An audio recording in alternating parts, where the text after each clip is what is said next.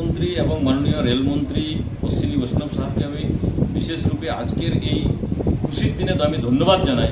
কারণ পুরুলিয়ার থেকে বাঁকুড়া পর্যন্ত যে রেলপথ ভায়া হুড়া স্যাংশন হয়ে গেছে এবং পুরুলিয়া এবং বাঁকুড়ার লোকের জন্য খুব আনন্দের দিন।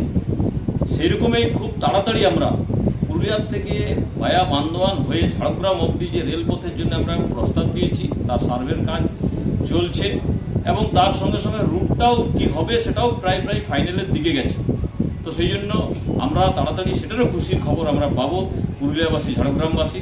আর তার জন্য মাননীয় প্রধানমন্ত্রী নরেন্দ্র ভাই মোদী এবং মাননীয় রেলমন্ত্রী অশ্বিনী বৈষ্ণব সাহেবকে আগাম আমি শুভেচ্ছা এবং আবার ধন্যবাদ জানাই। পুরুলিয়াবাসীর এই অসময়ে পাশে থাকার জন্য, পুরুলিয়াবাসীর যে অনেক দিনের স্বপ্ন, সেই স্বপ্ন পূরণ একটা করেছে এবং আগামী আরেকটা হবে, তার জন্য আমি শুভেচ্ছা জানাই।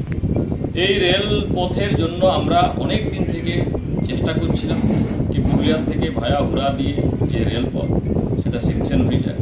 যেরকম আমরা চাইছি কি খুব দ্রুত গতিতে পুরুলিয়ার থেকে বান্দোয়ান হয়ে ঝাড়গ্রাম অবধি রেলপথ হয়ে যায়।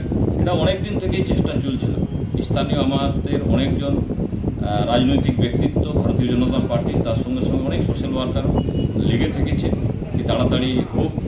আমরাও বিজেপির পক্ষ থেকে বারে চেয়েছি কি এটা খুব তাড়াতাড়ি হোক এবং আমাদের যে আমাদের যে আবেদনে সাড়া দিয়ে মাননীয় রেলমন্ত্রী, মাননীয় প্রধানমন্ত্রী এই কাজকে একটাকে সম্পন্ন করেছে, আরেকটা হওয়ার কথা। সেই জন্য আমরা খুব খুশি এবং ধন্যবাদ জানাই। অনেকগুলো রেলের প্রজেক্ট এখনও বাকি আছে রাজ্য সরকারের এনওসির অভাবে। সে তোড়াং রেলওয়ে স্টেশনের কাছে রোড ওভারব্রিজ হোক, কিংবা বাঘমুন্ডি থেকে বলরামপুর যাওয়ার যে রাস্তার উপরে বরাভূম স্টেশন আছে, সেই বরাভূম স্টেশনের কাছে যে রোড ওভারব্রিজ হোক, কিংবা সুইসা রেলওয়ে স্টেশনের কাছে যে রোড ওভারব্রিজ হোক।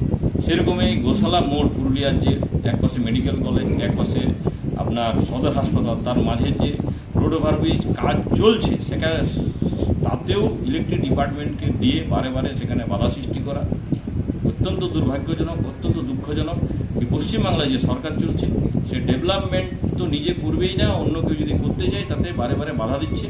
আমরা চাই এই যে এনওসি যে সমস্যা আসছে আগামী দিনে হবে না, কারণ ভারতীয় জনতা পার্টির সামনে যে সরকার হবে, ডবল ইঞ্জিনের সরকার হলে আমার মনে হয় সব কিছু সুষ্ঠুভাবে হবে এবং এতদিন ধরে যে কাজগুলো এখনো পর্যন্ত পেন্ডিং রেখেছে সেগুলো আগামী দিনে সব